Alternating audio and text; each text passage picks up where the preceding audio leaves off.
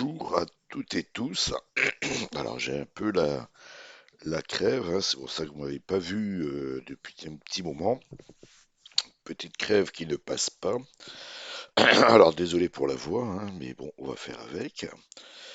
Alors donc on va reprendre notre programmation hein, donc sur l'Amstrad CPC en langage Z80. On avait vu dans la vidéo précédente comment calculer de plusieurs façons, je dirais, l'emplacement mémoire euh, vidéo, d'accord? Et on avait vu une macro, hein, on avait créé des macros ou une macro pour dessiner une box, hein. Euh, Macro qui est ici, hein, qui est très simple hein, d'utilisation, mais qu'il va falloir bien évidemment revoir, puisque ça c'est très bien quand on veut dessiner une box dans un coin fixe. Mais pour la déplacer, ça va être compliqué. Donc, on avait également constaté qu'on avait une problématique dans notre test de clavier, hein, puisque on s'est aperçu hein, tout simplement que quand on rebouclait ici, on ressortait de suite, hein, tout simplement, de notre programme. C'est-à-dire qu'on avait l'impression que la touche Escape bah, était déjà pressée. D'accord? Et donc aujourd'hui, on va commencer à mettre les prémices hein, de comment faire bah, bouger un élément à l'écran. Quand je dis un élément, ça veut dire un élément graphique.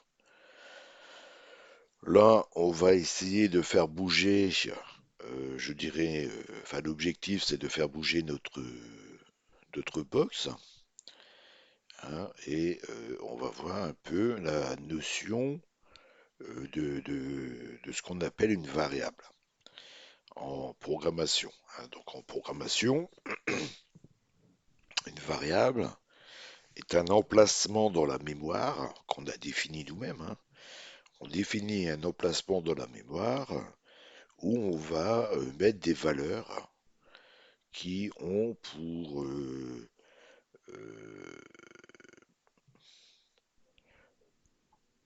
action, hein, je dirais, euh, de ne pas être fixe, hein, c'est-à-dire de se modifier dans le temps.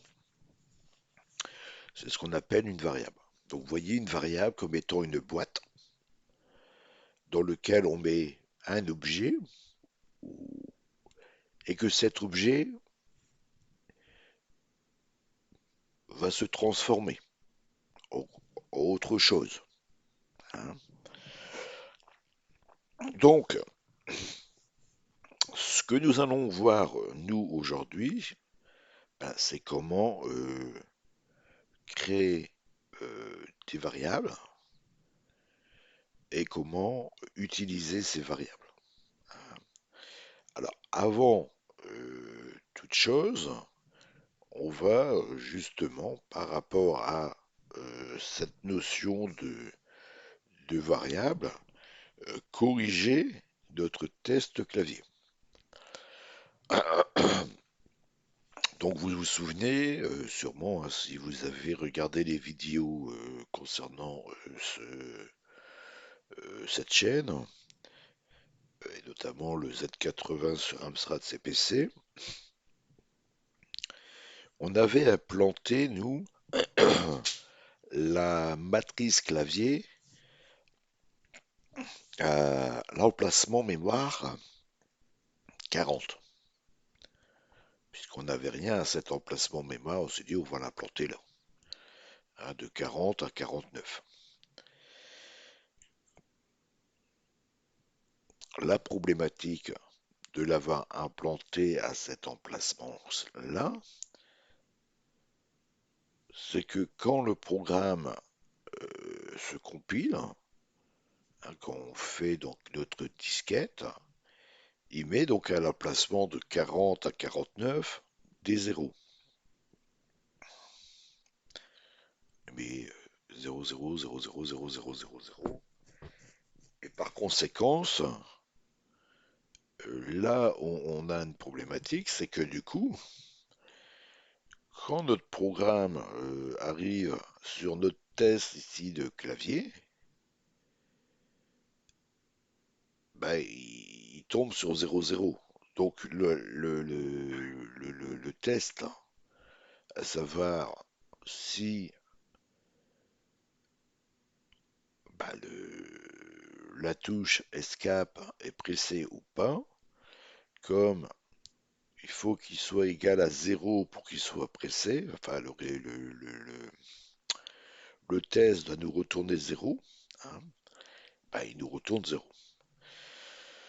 Bon, j'ai essayé de faire quelque chose qui fonctionnait au début, mais qui ensuite buguait, hein. Donc on va voir comment résoudre cela.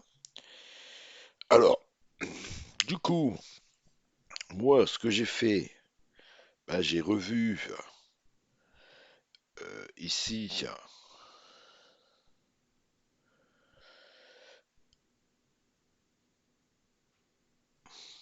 et je me suis dit, ah ben, je vais pas m'embêter,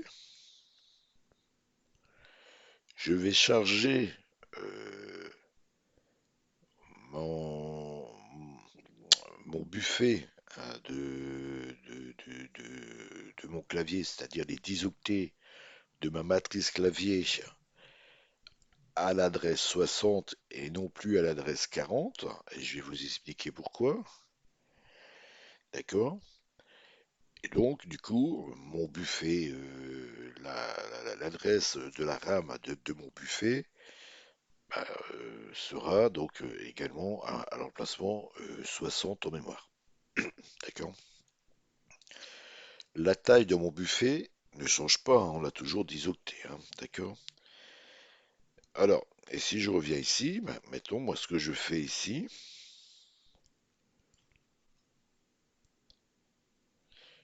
je dis, bah, je vais implanter en mémoire à l'adresse 60 en hexadécimal bah, mon programme, hein, c'est-à-dire ma source, hein, d'accord? Mais je vais lancer le programme à la ligne 200. Comme je sais que quand je fais une compilation, il vient me modifier, enfin, comment expliquer ça? Le chargeur, hein, tout simplement, de la disquette, modifie tous les octets qui sont dessus. Je vais vous montrer.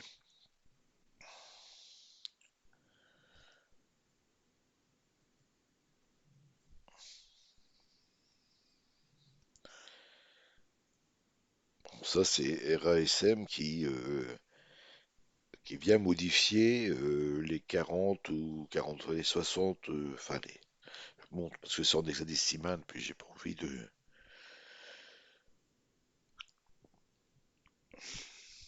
Alors, je vous montre ça. Alors, vous voyez, là, j'ai chargé la disquette.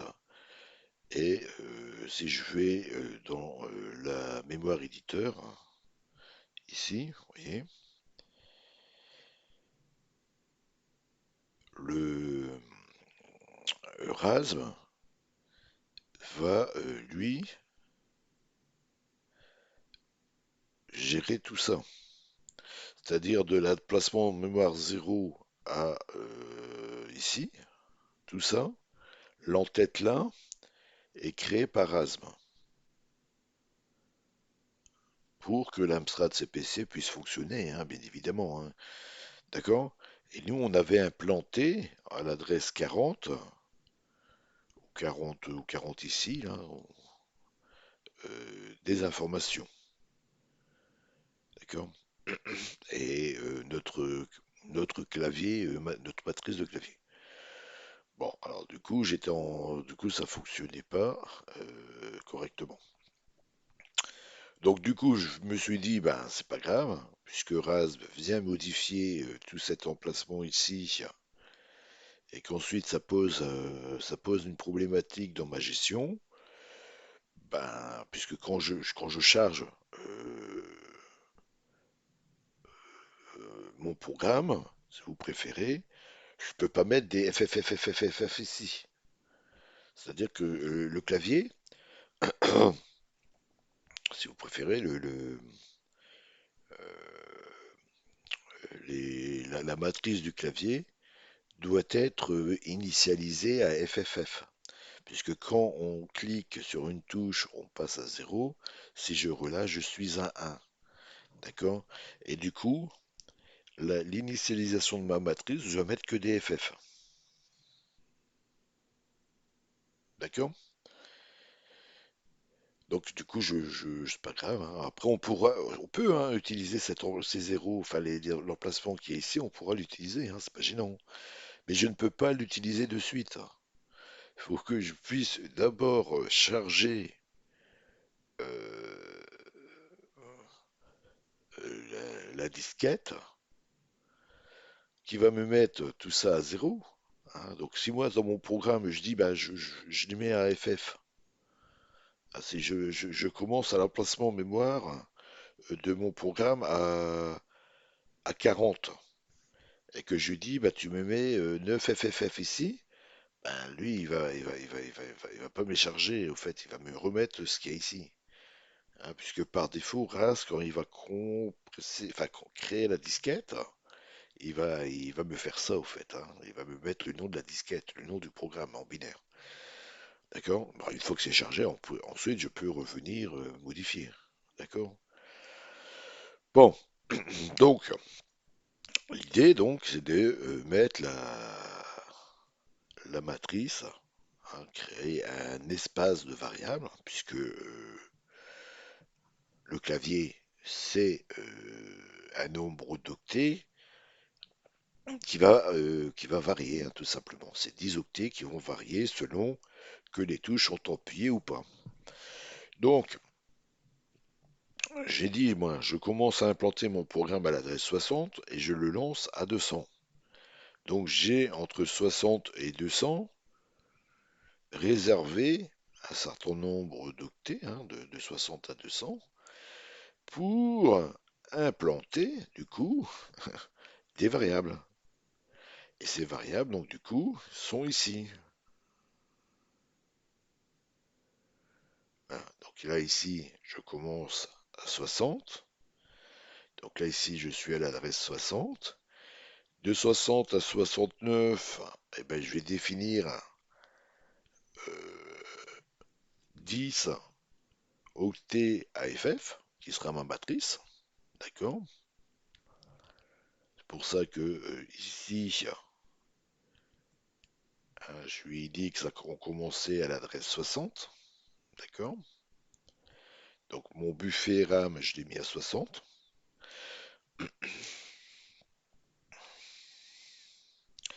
Donc du coup, quand mon programme est chargé en mémoire, ben, il m'a mis mes 10 FFF ici. D'accord? Et j'en profite également pour définir une position en X de ma box, hein, puisque je veux la faire bouger, on avait dit, hein, vers la droite. Alors, pour ça, je définis une étiquette box, d'accord, qui va référencer l'objet box.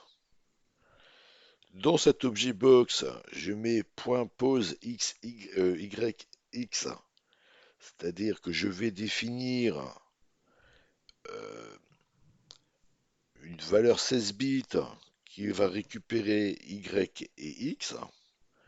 Et j'aurai également la possibilité de faire box.y ou box.x pour pouvoir atteindre soit y, soit x. Alors je peux soit utiliser un registre 16 bits, je dirais, soit utiliser des registres 8 bits. De toute façon, elle est, comment je dirais ça, pas très compliquée à faire. Donc moi, je définis ici une box. Donc après 69, hein, on a du 6-1. Donc je vais définir une position en Y et une position en X. Alors la position Y, comme je veux centrer ma box au milieu de l'écran, on sait qu'en mode 0, on a en largeur 160 pixels, hein, en X 160 pixels. Donc si je veux le positionner au milieu, ben, ça fait 80 pixels, ce qu'on a ici, hein, d'accord? Mais je dois également, hein, si je veux le centrer au milieu, ben, trouver le point haut gauche de ma box, enfin l'adresse du point haut à gauche de ma box, qui correspond au- à son emplacement pour que la box soit centrée. Donc du coup, pour pouvoir la centrer, ben, je prends le milieu, 80, et comme on a 2 octets, et 2 octets, ça fait 4 pixels, en mode 0, hein, c'est 2 pixels par octet, ben, je fais 4 divisé par 2, d'accord, donc ça fait 80 moins 2, donc 60, 70, 80 moins 2, ben, 78. Et 78, si je dis pas de bêtises, ça fait 4 E en hexadécimal, hein. Voilà. Vous voyez, voilà. Donc 78, ça fait 4 E. Donc c'est-à-dire que je vais positionner au milieu de l'écran et je le décale de 2 positions à gauche pour qu'elle soit ben, centrée, hein, sur l'écran. De même qu'en hauteur, nous avons 200 lignes. Donc la moitié, pour arriver au milieu, ben, c'est 100 lignes. Mais comme ma box, ben, elle fait 8 lignes, ben, je dois donc du coup le positionner 4 lignes au-dessus et 4 lignes en dessous du milieu de l'écran, hein. Si je veux réellement centrer la box, en fait, il faut que je ne suis pas à 100, mais à 100 moins 4. Et 100 moins 4, ben, en hexadécimal, ça fait 60. D'accord? Je pourrais le noter, hein, directement, non pas en hexadécimal, mais en décimal, hein. Je pourrais définir ici, hop, donc c'était 4,78, je préfère ça, hein. Ça, c'est pas faux, hein. Et 100 moins 4. 100 moins 4, 96. Je pourrais faire ça, hein. D'accord? Mais bon, bah, comme la machine, bon, on va commencer à apprendre à travailler en hexadécimal. C'est bien de mettre les valeurs en hexadécimal, d'accord? Et en mettant une petite explication du pourquoi ces valeurs, hein. Bon, voilà. Donc on est ici donc à l'adresse donc 6A. L'adresse suivante, ben, c'est 6B. Donc en 6A, 6B, j'ai mes valeurs Y et X. D'accord? Je rappelle qu'en allant cherchant box.pose YX, je serai à l'adresse 6A. En allant chercher box.y, je serai à l'adresse 6A. En allant cherchant box.x, je serai également enfin, je serai à l'adresse 6B. Donc, moi, ici, bon, on va revenir sur ça juste après, hein, puisque nous, on avait dit qu'on voulait bouger vers la droite. D'accord? Donc, je fais un test. Si la touche Escape est pressée, Si c'est le cas, je vais en fin de jeu. Si c'est pas le cas, je teste si la touche droite est touchée. Si c'est le cas, je saute à box white. On va aller voir ça après. Avec un call. C'est-à-dire que là, on a créé une procédure, hein, une fonctionnalité. Le call va faire que nous allons revenir ici. D'accord? Donc on voit ici que on utilisera la pile. D'accord? Bon, pour moi, utiliser maintenant ma variable, puisque je dois mettre dans D la position Y, dans E la position X, pour utiliser mon getScreenPTR0 en mode 0, hein, pour qu'il me retourne dans HL l'emplacement mémoire où je dois commencer à dessiner ma box. D'accord? Du coup, je lui passe en DE, entre accolades, l'adresse de, des deux octets, hein, puisque DE étant un registre 16 bits, il va venir charger ici deux octets dans DE. Ces deux octets, ça sera donc le box.pose YX. Donc si je viens ici dans .box.pose YX, c'est l'adresse, c'est ça. Donc il va me chercher Y et X, deux octets puisqu'on sera dans un registre 16 bits, donc il va me chercher 64E. D'accord? Et il va mettre donc 64E dans DE. La macro getScreenPTR0 underscore M0 va calculer l'emplacement mémoire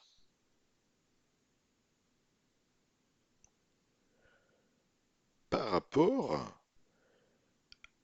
à cette position. Hein. Donc si je vais ici,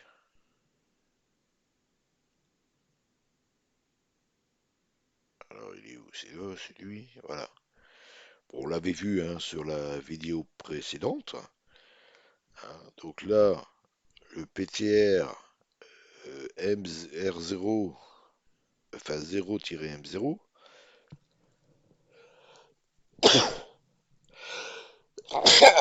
eh ben dis donc, début de la fin, hein, d'accord, va me calculer pour le mode 0, hein, tout simplement l'adresse VRAM de la vidéo RAM correspondant au pixel où je dois afficher ma box. Bon là j'ai mis un exemple, hein, E3, E8. D'accord? Et ensuite je viens dessiner à... ensuite je devrais venir dessiner à cet emplacement ma box. D'accord? Donc là on a corrigé le test de clavier et on va... Alors on a ici box position render qui va afficher euh, la, la position des variables x, y ici, y et x, d'accord, à l'écran. Et donc nous, l'objectif, c'est qu'on veut faire varier hein, tout simplement les positions x et y, d'accord? Dans l'objectif de, à chaque fois qu'on va venir reboucler, si on a appuyé sur box right, ben on a incrémenté la position x de 1, d'accord? Et ensuite, on va descendre ici, puis on va dessiner notre box à la nouvelle emplacement mémoire. Bon, pour l'instant, on pourra pas voir à l'écran, je dirais, le déplacement, puisque vous voyez que là, ici, j'utilise une macro, mais cette macro, donc dessous, dessine de façon fixe hein, ma boîte à l'écran. Hein. C'est-à-dire, on va pas faire varier. Et là, si vous préférez, ma fonction drawSolidBox n'utilise pas la variable ou les variables de position X et de position Y pour pouvoir bouger hein, tout simplement ma box. Ah, ça, on le verra dans une prochaine vidéo. D'accord? Donc, si je résume,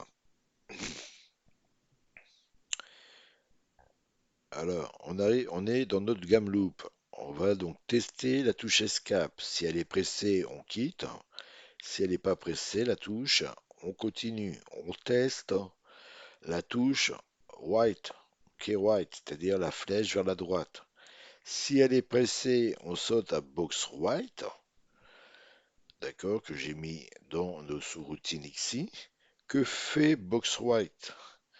Elle vient charger l'emplacement de box.x, enfin la valeur de box.x, enfin de l'adresse mémoire où est stockée notre valeur x de notre box dans A. On vient l'incrémenter, puisqu'on veut le décaler d'une position à droite. Et elle vient tout simplement remodifier la valeur en RAM hein, de box.x. Donc si box.x est égal à 80 ici, il sera égal à 81. Et on remet à l'emplacement de box.x la valeur 81. On retourne, hop, donc puisqu'on a fait un call, on retourne donc ici. On va mettre à jour notre horloge, d'accord? Puis ensuite, on va faire le rendu. Et le rendu, eh ben, il va venir mettre en place tout simplement notre FPS, hein, notre nombre de frames par seconde. Donc il va attendre 10 frames. Après 10 frames, il va venir charger dans DE la position YX, DY et EX. Calculer dans HL l'adresse de notre emplacement VRAM hein, par rapport aux positions Y et X de DE. Et il va ensuite redessiner la box. Bon, là pour l'instant, à la même emplacement, hein, tout simplement que fixe, hein, puisque ici, la fonction macro drawSolidBox, elle vient tout simplement réinsérer hein, tout ce qu'il y a ici en mémoire avec les valeurs, hein, tout simplement. Passées, hein, on va répéter un nombre de fois de ce qu'on a là. Hein. Donc ça sera codé en dur, hein, je dirais. Hein. Donc pour l'instant, on ne le verra pas. Moi, ce que je veux qu'on nous fassions aujourd'hui, ce que je veux qu'on voit, c'est la correction du test clavier, qui est valide, d'accord, et qu'on voit bien que quand j'appuierai sur la touche droite, ici, la flèche droite de mon clavier, qu'on a bien une variation de la valeur X qui se trouve ici. Hein, c'est-à-dire qu'au départ, on sera en 4E, après qu'on passe à 4E, 4F, 4E, ABCDE, FG, etc. D'accord? Puis quand on arrive à FF, on retourne à 0, hein, puisque ce sont des registres 8 bits. D'accord? Mais bon, c'est pas un souci, puisque pour aller complètement à droite, on sait que ça sera 80 octets maximum. D'accord? Voilà. Donc, bon, l'affichage ici des positions de ma box. Bon, j'ai fait un truc simple, hein, je me suis pas embêté, hein. Voilà, j'affiche le texte euh, de position de box, hein, box pose. Je vais charger la valeur de l'adresse 6B, qui est la valeur de la position X. Je l'affiche et je fais la même chose pour la valeur de la position Y qui est à 6A, comme on vient de le voir, et j'affiche hein, tout simplement. Donc du coup, comme on va boucler, si la valeur 6B change, on va voir à l'écran hein, tout simplement le changement. hein, c'est pas plus compliqué que cela. Hein, d'accord? Puisque après ici je boucle et puis du coup, à chaque fois on va redessiner ici, hein, dans cette inclusion ici, les positions X, Y de ma box. Alors, on va aller voir ça.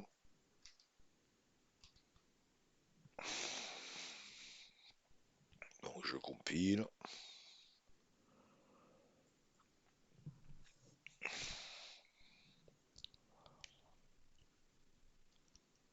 Donc il crée la disquette et il lance le l'émulateur. Alors, donc sans surprise, il affiche au milieu de mon écran hein, ma box. Mais bon, ça, il le fait de façon fixe, puisque c'est ce que nous avions vu. Hein. Donc il affiche 4E en 4E60, d'accord? Et moi, je veux que quand je touche sur ma flèche de droite, hein, vous voyez, ici, je vais appuyer.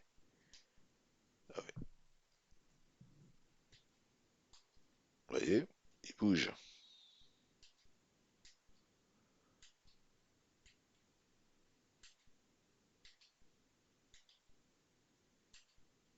Donc 5D, 5E, 5F. Et alors si je reste appuyé, vous voyez,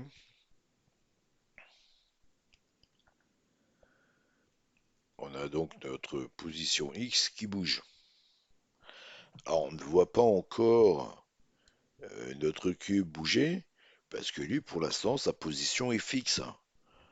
Elle est fixée. Hein. Donc il faudra tout simplement maintenant créer euh, notre, je dirais, fonction ou procédure hein, pour que notre box bouge.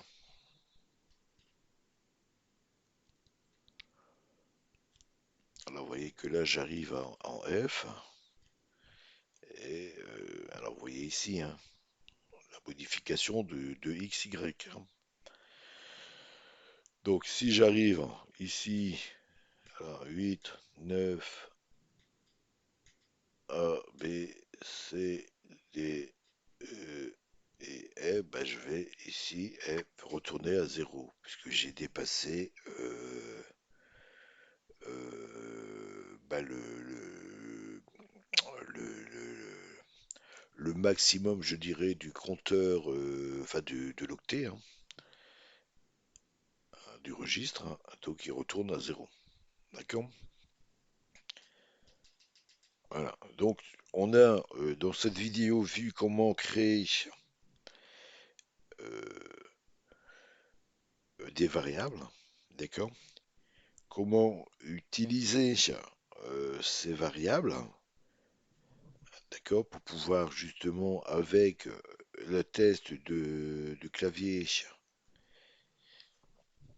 ici. Alors oui, alors il faut que je vous montre aussi, d'accord? Alors bon, je vais pas réexpliquer comment créer ça, hein, d'accord? On l'avait vu hein, sur les vidéos précédentes, hein, comment définir les touches.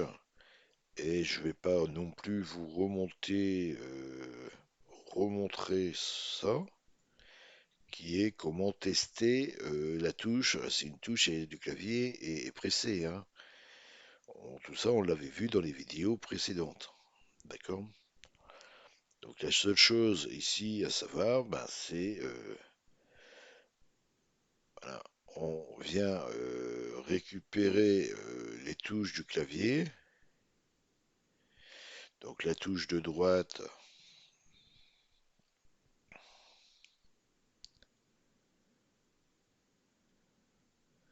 qui est ici, la key right. D'accord? C'est pour ça que nous avons ici testé key right. D'accord? Qui est au fait la flèche. Alors après j'ai appliqué right, on pourrait appeler flèche droite, qu'importe. Hein. D'accord? Et si elle est Si le flag Z 0 est à 1, ça veut dire que la touche elle est pressée. D'accord? Alors je rappelle également que dans la vidéo ou les vidéos précédentes, on a défini l'interruption 0, ou qui est emplacée à l'adresse 38, hein, puisque on avait vu que l'Amstrad CPC avait une interruption non masquée 38, qui est l'IM, enfin une interruption masquée 30, qu'on avait appelée 38, qui est l'IM 0, qui saute à l'emplacement mémoire 38 tous les 200e de seconde, et de l'emplacement donc mémoire 38, on saute à un gestionnaire d'interruption, hein, que nous avons créé dans les vidéos précédentes, qui va venir tous les trois interruptions. Alors je sais plus si c'est tous les trois, on l'avait calculé, ou tous les trois ou quatre interruptions, relire la matrice clavier.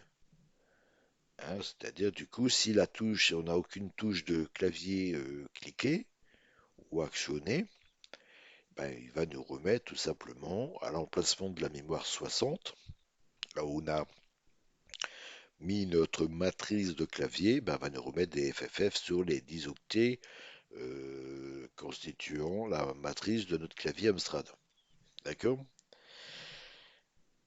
Bon, je pense que on va déjà stopper là, de façon à ce que vous assimilez déjà ce que on vient de faire, hein. Donc, la gamme loop, c'est la boucle du jeu, hein. Donc, on est dans le jeu. On teste si la touche escape est actionnée. C'est pas le cas. Le Z n'est pas à 1, donc on continue. On teste la touche flèche droite, qui est white. Si la touche droite n'est pas actionnée, on passe. On vient ici mettre à jour, une update, faire un update de l'horloge. Je rappelle que l'horloge également est gérée par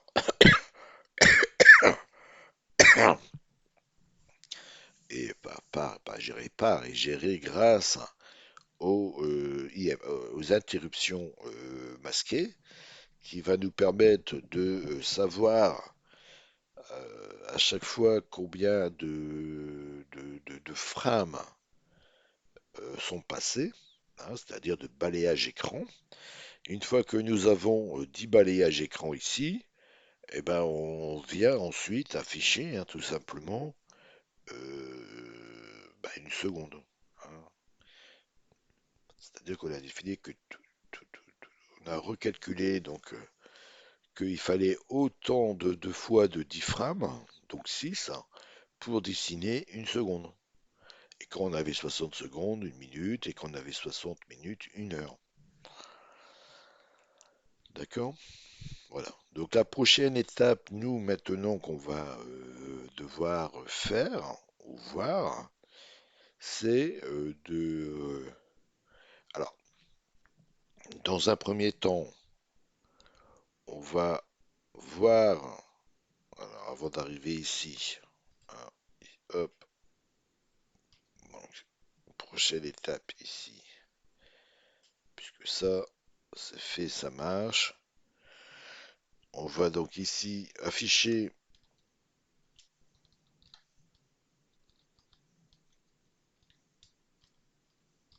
la VRAM, enfin la nouvelle VRAM, à chaque fois qu'on change la position pour l'instant de X, d'accord? De façon à vérifier que nous n'avons pas une erreur dans notre get screen PTR0 underscore M0, hein, puisque elle va, enfin, macro ici va recalculer à chaque tour de boucle la valeur de HL, hein. On va afficher HL, d'accord?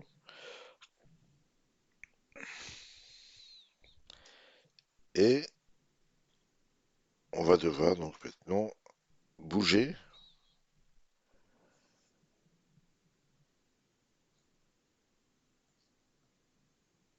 bouger la box.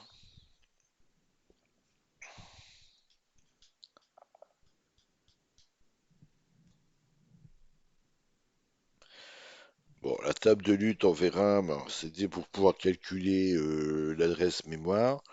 On va le faire plus tard, puisque bon, pour l'instant, on n'a pas encore besoin réellement de vitesse, je dirais, de calcul pour calculer l'adresse de la VRAM dans HL.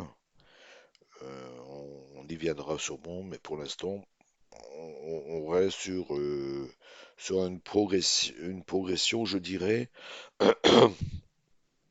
d'une toute façon progressive. On va pas trop vite, hein. D'accord? Voilà, donc j'espère que cette vidéo vous aura plu. Euh, N'hésitez pas à liker, hein, la vidéo, à la partager auprès des personnes que vous connaissez qui veulent euh, se lancer dans la programmation en langage Z80, notamment sur Amstrad, mais ce que vous voyez là, ça fonctionne également sur toutes les machines équipées d'un processeur Z80. D'accord? Ben, abonnez-vous à la chaîne si vous n'êtes pas abonné. C'est important de vous abonner de façon à pouvoir recevoir les notifications des vidéos qui vont sortir prochainement. Et ben, c'est tout, hein, il n'y a pas d'autre chose à dire, hein. Donc, petit résumé, hein, on a vu dans cette vidéo donc, comment créer un emplacement mémoire ici qui est à la partir de l'emplacement donc 60 pour mettre nos variables. D'accord? Et si on a besoin d'un peu plus de variables, eh ben on peut toujours décaler l'emplacement de début de lancement de notre programme en conséquence. Hein, donc de 60 ici à 200, on a quelques emplacements mémoire, et puis si on a besoin de plus, ben on décalera, hein, tout simplement, hein.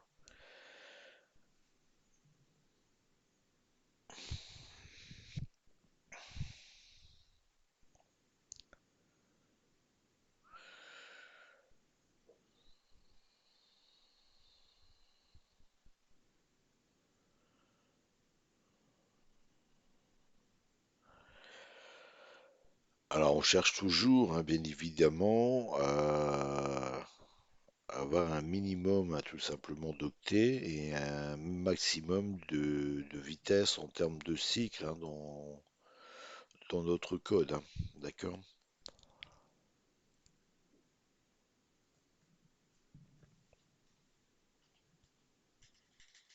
Hop, que j'aligne ça.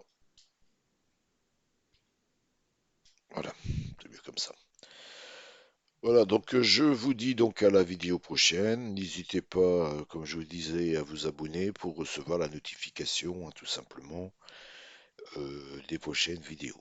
Et sur les prochaines vidéos, bah, comme je disais, on va maintenant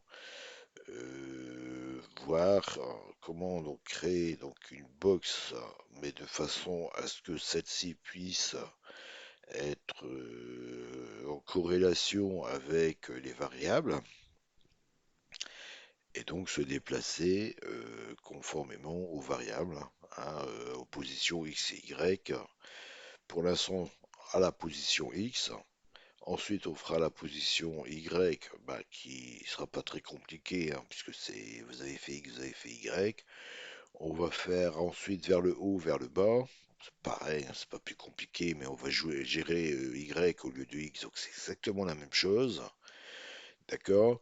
Et ensuite, je pense qu'on va voir ce qu'on appelle des limites, hein, les limites écran. C'est-à-dire que si on arrive donc au bout de notre écran, ben, on doit plus avancer, hein. Pareil, si on arrive en haut de l'écran, ben, on doit pas monter plus haut. Et on arrive en bas de l'écran, ben, on bouge plus, hein. Voilà, d'accord? Voilà, allez, passez un bon week-end et je vous dis donc à la vidéo prochaine. Au revoir.